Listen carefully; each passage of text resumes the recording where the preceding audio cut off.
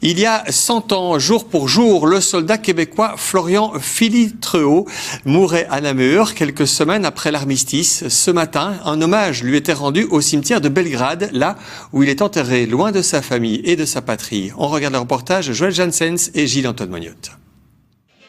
C'est une tombe comme les autres au milieu de la parcelle militaire du cimetière de Belgrade. C'est là que repose Florian Philiatreau, jeune soldat québécois venu se battre en Belgique durant la Grande Guerre.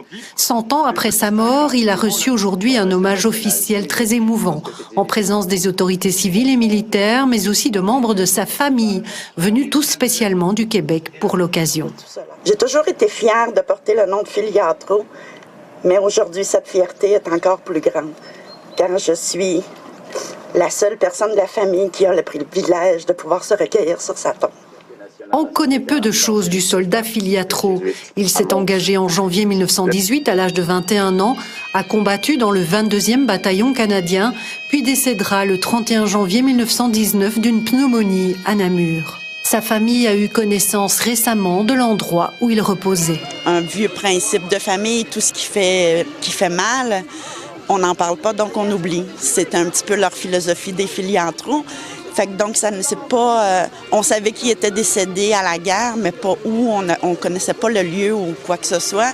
Moi, j'aime la généalogie, donc je m'occupe un peu. Donc, ça m'a permis de boucler la boucle d'un côté de ma famille que j'avais pas ou très peu d'informations. Et puis de participer à tout ça, c'était un honneur. On pouvait pas passer à côté de tout et de revenir se recueillir dans le fond sur la tombe.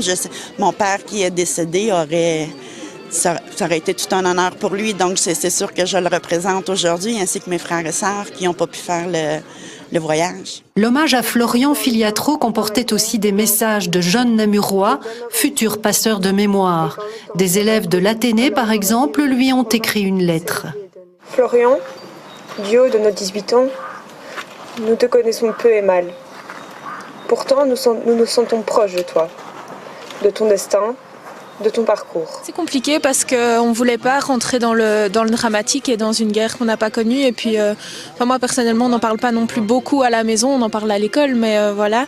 Et donc, on cherchait quelque chose de plus actuel et on s'est dit que lui écrire une lettre, ce serait une bonne idée. Donc en fait, c'est vraiment un travail qu'on a fait avec toute la classe. Pour nous, il s'est battu pour nous, pour qu'on puisse avoir notre liberté aujourd'hui.